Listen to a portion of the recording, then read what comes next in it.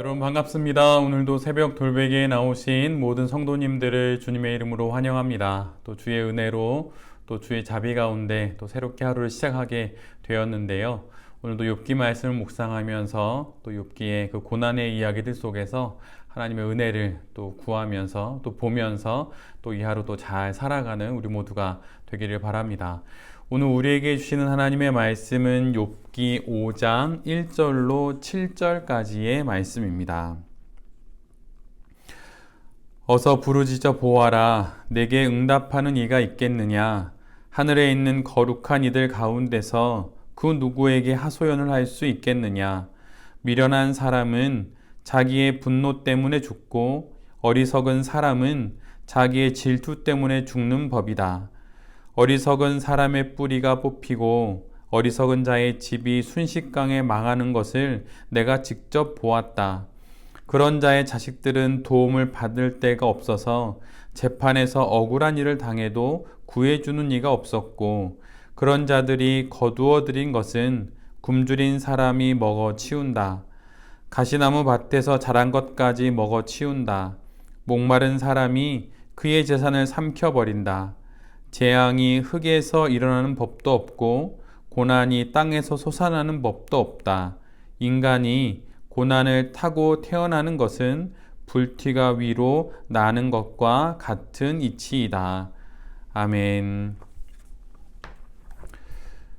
오늘은 욥기 5장의 말씀을 갖고 고난 중 착한 것을 선택하라. 고난 중 착한 것을 선택하라 라는 제목으로 함께 하나님 말씀을 나누도록 하겠습니다. 오늘 우리가 함께 보는 욥기 5장은 고난 가운데 있는 욥을 향한 욥의 세 친구 중 한 명인 엘리바스의 이야기가 계속 이어지는 그런 말씀입니다. 최고의 또 연장자인 엘리바스의 충고는 대략 이런 내용입니다. 욥이 전에는 스스로 남들을 돌보아 주었지만 지금은 엘리바스 자신의 돌봄을 받아들여야 한다는 것입니다. 그리고 지금은 감추어져 있지만 욥에게 허물이 있기에 이런 불행이 닥쳤다는 것을 알아야 한다고 말하지요. 나아가 엘리바스는 전통적인 또 선악의 개념에 근거하여서 하나님은 죄 없는 자들을 지키시고 악인들을 벌하신다는 말씀을 통해서 욥이 스스로를 뒤돌아볼 것을 제안합니다. 또한 하나님 앞에서는 그 어느 누구도 선할 수 없기에 욥에게도 허물이 있음을 인정하고 그것을 찾아서 돌이킬 것을 제안하지요. 자신에게 닥친 불행에 분노하지 말고 겸비하여서 자신을 돌아보고 하나님께서 온전히 회복시켜 주실 것을 기대하고 이 불행을 잘 통과해낼 것을 욥에게 이야기를 합니다. 그런데 욥은 이러한 엘리바스의 이야기에 자신은 그러한 자가 아님을 6장 전체를 시작으로 다시금 변론하게 됩니다. 욥이 겪고 있는 고통과 불행, 그리고 우리가 인생을 살아가면서 또 한국 사회에서 또 인류사 속에서 우리가 보게 되는 끔찍한 사고들과 또 사건들을 보면서 그리스도인인 우리가 갖게 되는 여러 질문에 대해 답하는 신학 분야를 신정론이라고 합니다. 정말 신이 선하다면 어떻게 이런 일들이 세상에 있을 수 있고 또 세상의 고통을 어떻게 보아야 할까라고 하는 그런 질문에 대한 대답을 하는 것이 신정론이지요. 초기 기독교의 신학자이자 저술가였던 북아프리카 출신의 락탄티오스는 철학자 에피쿠로스의 주장이라고 말하면서 다음과 같은 신정론에 관한 논증을 전해주고 있습니다. 한번 그냥 잘 들어보시면 욥기를 이해하는 데 좀 도움이 됩니다. 그는 이렇게 말합니다. 신은 악을 극복하고 싶어 하는데 그에게 그럴 능력이 없다고 하면 신이 약하다는 뜻이 되는데 이것은 전능한 신에게는 맞지 않는 일이다. 이렇게 이야기를 합니다. 그런데 만약에 신이 능력은 있는데 악을 극복하기를 원하지 않는다고 한다면 신이 악의적이라는 뜻이 되지요. 그래서 이것도 역시 선한 신과는 거리가 먼 일이 됩니다. 그렇다면 신이 악을 극복하길 원하지도 않고 극복할 능력도 만약 없다고 한다면 신은 약할 뿐만 아니라 악의적이기까지 한 것이죠. 따라서 이런 악한 신은 인간이 믿을 만한 신이 되지 않는다고 말을 합니다. 그리고 이 모든 논의와 달리 만약에 신이 악을 극복하고 싶어 하며 또한 할 수도 있다고 한다면, 그렇다면 우리가 지금 겪고 있는 이 악은 어디에서 온 것이며 왜 신은 그것을 없애지 않는가라고 하는 이런 질문을 우리 모두에게 던지고 있습니다. 이 논의를 지금 우리가 겪고 있는 경험들에 비추어 말하자면, 또 우리가 한국 사회에서 겪었던 일들로 말하자면, 세월호 참사 사건이 있을 때, 또 시리아에서 벌어지고 있는 끊이지 않는 테러와 또 이스라엘과 또 팔레스타인 사이에 벌어지고 있는 엄청난 또 그 전쟁의 고통들, 이 모든 현장 가운데 도대체 우리가 믿고 있는 하나님은 어디에 계신가? 라고 우리가 질문할 수 있는 것이죠. 만약 능력이 있으시다면 왜 이것을 막지 않는 것이고, 만약 그가 선하다면 왜 이 사륙을 멈추지 않는가? 라고 하는 질문을 우리 모두가 할 수 있습니다. 그렇다면 이 질문에 대해서 우리는 어떻게 답을 해야 할까요? 제가 졸업을 했던 장로회 신학대학교의 총장님이셨던 김명용 총장님이 계신데, 그분의 말을 빌려서 말하자면 다음과 같이 우리가 겪고 있는 고통에 대해서, 또 우리가 겪고 있는 여러 불행에 대해서 이렇게 말을 해볼 수가 있습니다.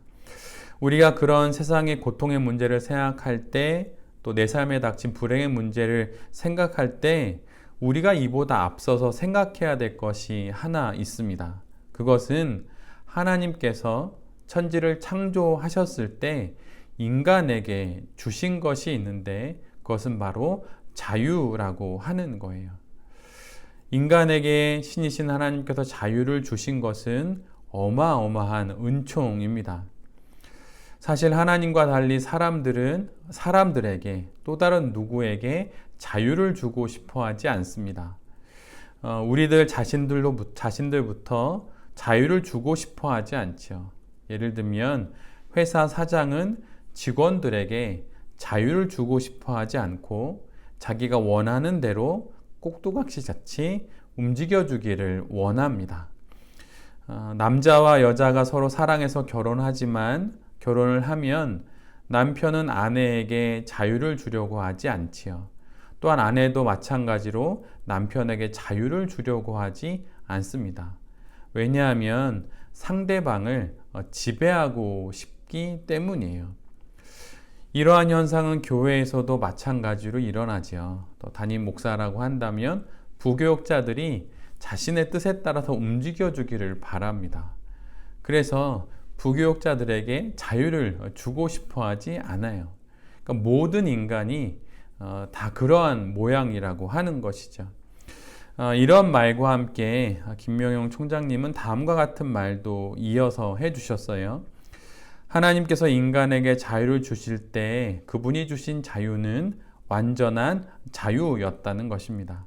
그래서 그 자유는 완전한 자유로서 심지어 하나님을 거역할 자유, 범죄할 자유마저 포함되어 있는 그런 자유라고 하는 것이죠. 하나님께서 인간에게 자유를 주실 때 인간이 범죄할 수 있다는 것을 모르셨겠습니까? 그렇지가 않지요. 인간에게 자유를 부여하는 순간 인간이 이 자유를 악용하여서 악을 행할 수 있다는 것도 알고 계셨습니다. 이것까지, 즉 악을 선택할 자유까지 포함하는 완전한 자유를 하나님께서 인간들에게 주신 것이죠. 우리가 그런 자유를 가지고 있는 것입니다. 그런데 인간들이 바로 이 자유로 악을 선택하고 그 악이 누적되고 누적되어서 결국에는 마치 하나님이 안 계신 듯 행동하면서 악의 화신이 된 듯 테러를 하고 어린아이들을 죽이고 부정을 저지르며 생명을 구하는 일보다는 생명을 죽이는 일에 사륙의 보복을 행하는 일에 나서게 된다고 하는 것이죠. 우리가 가지고 있는 그 자유로 우리가 악을 선택했기에 그 악의 고리 또 고리의 고리를 또 이어서 마침내 이 땅 가운데 고통이라고 하는 현실을 우리가 양산하고 있다고 하는 것입니다. 나아가서 김명현 교수님은 이런 이야기를 했어요. 온 세상을 움직이는 네 가지가 있다는 것입니다. 그 네 가지는 하나님, 사탄, 자연의 법칙, 그리고 인간이라고 하는 거예요. 세상에서 벌어지고 있는 일들을 자세히 들여다보면 그 모든 일들은 이 네 가지의 작용에 의해서 벌어진다는 것입니다. 그런데 이 네 가지 중에 하나님은 늘 선을 선택하시죠. 그리고 사탄은 악을 선택합니다. 그리고 자연의 법칙은 늘 변하지 않는 원리를 따라 마치 고정값처럼 그 모든 일에 작용을 합니다. 그렇다면 남아있는 유일한 변수가 있는데 그것이 무엇인가요? 바로 인간입니다. 선을 선택할 수도 있고 악을 선택할 수도 있는 완전한 자유를 가진 인간이 바로 유일한 변수라고 하는 것이에요. 선을 행하던 신이 악을 행할 수는 없습니다. 또한 악을 행하던 사탄이 선을 행할 수도 없는 것이죠. 또한 자연의 법칙을 스스로 깨고 새로운 법칙이 될 수도 없는 것입니다. 오직 변할 수 있는 선과 악의 갈림길에서 한쪽을 선택할 수 있는 유일한 존재는 바로 자유를 가진 인간뿐이라는 것이에요. 물론 이렇게 신학적으로 설명을 해도 여전히 풀리지 않는 의문들을 갖게 되는 경우들이 있음을 부정할 수는 없습니다. 그러나 이렇게 풀리지 않는 의문 때문에 우리의 그리스도를 향한 믿음을 거두어 드릴 필요는 없는 것이죠. 우리의 인생의 경험들 속에서 풀리지 않는 질문과 답답한 마음들, 그리고 해결의 실마리가 보이지 않는 여러 일들을 만날 때마다 우리가 늘 기억해야 하는 것은 그 상황에서 변수로 작용할 수 있고 그 상황에서 조금이라도 선의 방향으로 하나님의 뜻에 맞는 의로운 방향으로 이 상황들을 헤쳐나갈 수 있고 바꿀 수 있는 존재는 바로 우리라고 하는 것입니다. 인간이라고 하는 것이에요. 그러기에 고난 가운데 우리는 선을 선택해야 하는 것입니다. 고통 가운데, 내게 닥친 어려움 가운데 내게 주신 그 자유로 선을 선택하십시오.